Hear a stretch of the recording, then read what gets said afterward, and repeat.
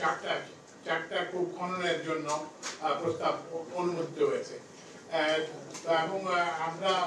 আশাবাদী হতে চাই কারণ আমাদের গ্যাস প্রয়োজন আমাদের গ্যাসের অভাবে আমাদের বিদ্যুৎ উৎপাদন ব্যাহত হচ্ছে গ্যাসের অভাবে আমাদের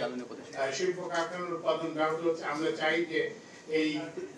যে গ্যাসের যেখানে যে সম্ভাবনা আছে অনশোর হোক কিংবা অফশোর হোক এটাকে আমরা বের করতে চাই এবং এটা যদি পাওয়া যায় এবং এটাকে জাতির কল্যাণে আমরা ব্যবহার করতে চাই তো সুতরাং এটা অব্যাহত থাকবে আমরা অলরেডি চারটা গতকাল একটাকে অনুমোদন দেওয়া হয়েছে আমরা 100টা আরো খুব খনন করার উদ্যোগ নিয়েছি তো আশা করি হয়তো যে আমরা এখন যেটাকে অমূলক বলছি সেটা হয়তো একদিন বাস্তব হয়ে উঠবে এই আশা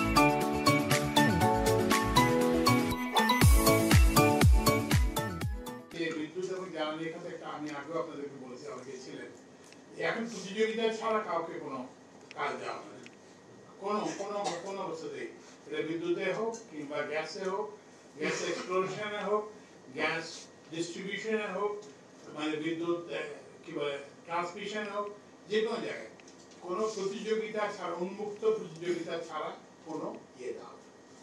আর এরপর হচ্ছে যে দ্বিতীয় যে প্রশ্নটা যে গ্যাস অতীতের যেসব চুক্তি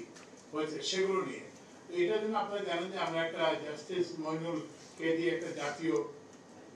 কমিটি করেছি এবং ওনারা এগুলো দেখবেন এবং ওনারা যে সুপারিশ করবেন সেই সুপারিশের ভিত্তিতে আমরা এবং এছাড়াও ওই যে ডক্টর দেবপ্রিয় ভট্টাচার্যের নেতৃত্বে আরেকটা কমিটি আছে যেখানে প্রফেসর অধ্যাপক তামিমও আছেন ওনারাও এইসব বড় বড় ইয়েগুলো দেখছেন বড় বড় চুক্তিগুলো পরীক্ষা করতেছেন তো এই দুই কমিটি আমাদেরকে যে সুপারিশ করবে সেটা তাহলে যে অতীতের ব্যাপারে আমরা যেহেতু কমিটি করছি সেই কমিটির ভিত্তিতে সুপারিশের ভিত্তিতে আমরা কাজ করব আর ভবিষ্যতের ব্যাপারে আমরা জ্বালানি বিদ্যুৎ খাতে উন্মুক্ত প্রতিযোগিতা ছাড়া কোনো প্রকল্প গ্রহণ করা হবে না কোনো টেন্ডার গ্রহণ করা হবে আমরা এই G2G অন্যান্য যেটা কি বলে যে নেগোসিয়েশনের মাধ্যমে আপনারা জানেন 2010 সালের আইনকে তো আমরা ব্যবহার করতেছি তো সুতরাং আমরা সামনে আশা করি যে এই ধরনের